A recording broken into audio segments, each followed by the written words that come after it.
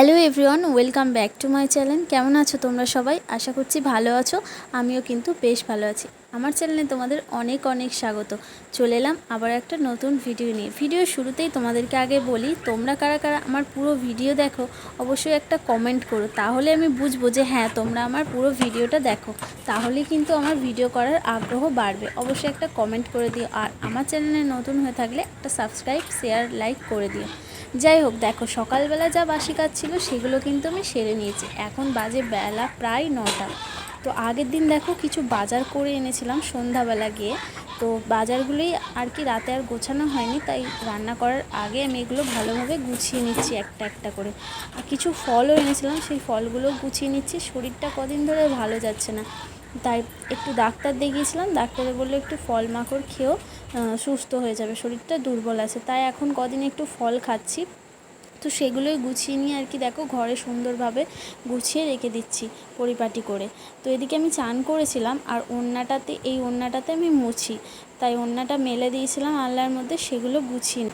তারপর দেখো সোজা চলে এসেছি রান্নাঘরে। তো রান্নাঘরটা একটু কিচেনটা একটু ভালোভাবে মুছে নিচ্ছি, কারণ আমার পরিষ্কার না থাকলে একটু ভালো লাগে না। পরিষ্কার করেছি যদিও সকালবেলা, তাও রান্না করতে যাওয়ার আগে আমার একটু পরিষ্কার করাটা স্বভাব হয়ে গেছে আর কি। তো দেখো এদিকে তেল শেষ হয়ে গেছিলো, তেলটা ঢেলে নিলাম।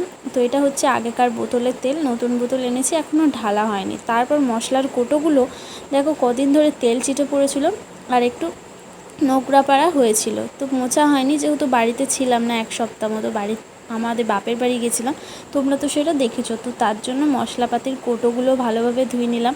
তার মধ্যে কিছু বাজার করে এনেছিলাম, মুদিখানার বাজার আর কি। তো ডাল এনেছিলাম, সেই ডালটাও ঢেলে নিলাম আর কি, যেগুলো শেষ হয়ে গেছিলো সেগুলো আর কি ঢেলে নিলাম। তো দেখো এদিকে কাজ করতে করতে তারপর এসেছিলাম কুমড়ো কাটতে দুপুরের রান্নার জন্য।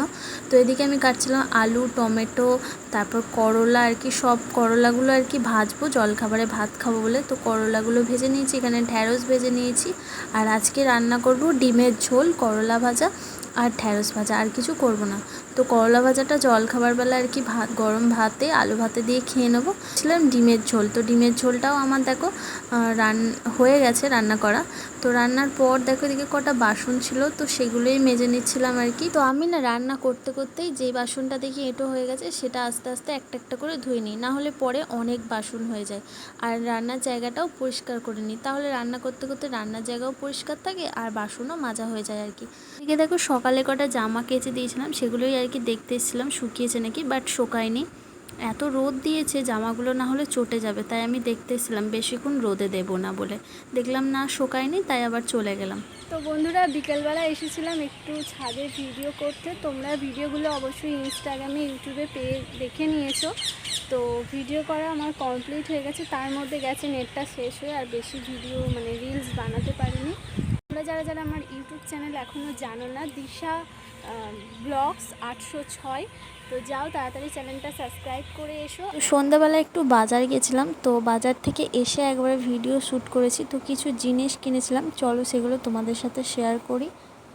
তো বাজারে গিয়ে এখানে কিনেছিলাম আমার পায়ের একটা হাওয়াই চটি, কারণ একটা হাওয়াই চটি আছে, কিন্তু আমার একটু পায়ের সমস্যা আছে, গোড়ালিতে খুব ব্যথা হয়, একটু হাঁটাচলা করলে, একটু বেশি দাঁড়িয়ে থাকলে গোড়ালিতে খুব ব্যথা হয়।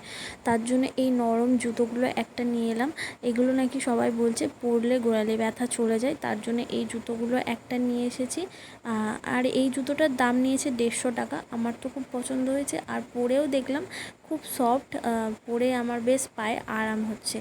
তো তারপর নিয়েছি তোমাদের দাদা ভাইয়ের দুটো গেঞ্জি, তো গেলাম পছন্দ হলো, তো ভাবলাম নিয়েই রাখি, পুজো তো সামনে চলেই এলো, নিতেই হবে যখন একটা একটা করে নিয়ে নিই। তো এখানে দেখো একটা ব্লু কালার নিয়েছি, আর একটা নিয়েছি ছাই ছাই কালারের। দুটো কালারই আমার খুব পছন্দ হয়েছে, আর ওকে পরলে মানাবেও বেশ, তার জন্য এই দুটো কালার এখানে নিয়েছি। আর গেঞ্জিগুলোর দাম পড়লো প্রায় এই 270 এরকম একটা পড়েছে, ঠিক মনে নেই। তো এরকমই নিয়েছিল। তো কেমন হয়েছে অবশ্যই কমেন্টে জানিও। তো আজকের ভিডিও এতটাই, ফিরে আসছি নেক্সট কোনো ভিডিও নিয়ে। টাটা।